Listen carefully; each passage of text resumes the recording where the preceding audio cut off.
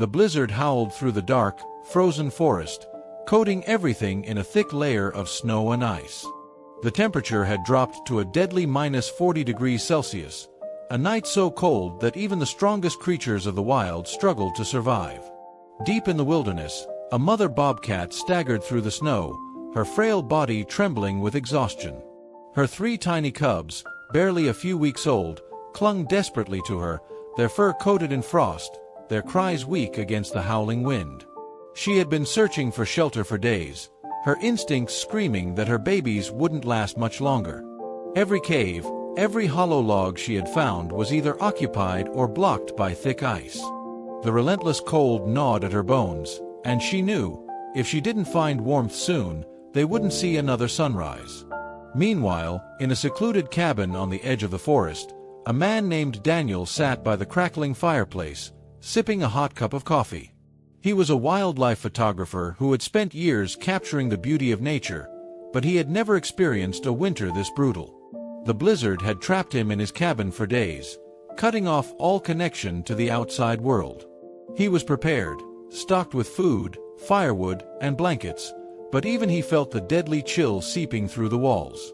Just as he was about to doze off, a faint scratching sound reached his ears. At first, he thought it was just the wind, but then it came again, desperate, persistent. Curious and slightly alarmed, Daniel grabbed his flashlight and cautiously approached the door. When he swung it open, his breath hitched.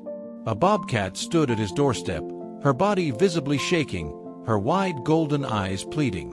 Snow clung to her fur, her paws raw and bleeding from the relentless ice. But it wasn't just her. 3 tiny cubs huddled at her feet, barely moving. Daniel had never seen a wild animal behave this way before.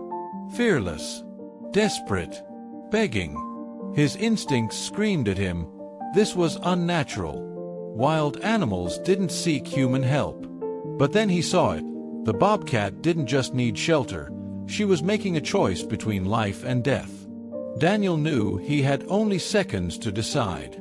If he left them outside, they would freeze within the hour. But bringing them in, a wild predator inside his home? It was madness. Yet, as he looked into the mother's eyes, he saw something he never expected: trust. His hesitation lasted only a moment. Throwing caution aside, he opened the door wider and stepped back. The bobcat hesitated, her muscles tensed as if expecting a trap. But when Daniel knelt and extended a gloved hand, she made her choice. She entered. With slow, wary steps, the mother bobcat carried her cubs inside. As soon as they crossed the threshold, the warmth hit them, and the cubs whimpered in relief.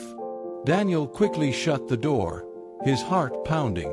What had he just done? A wild animal inside his home? Was he insane? The mother bobcat curled up near the fireplace, wrapping her frail body around her cubs. Their tiny bodies pressed into her warmth, and for the first time in days, she relaxed. Daniel observed, fascinated and cautious. He knew he had to help, but how?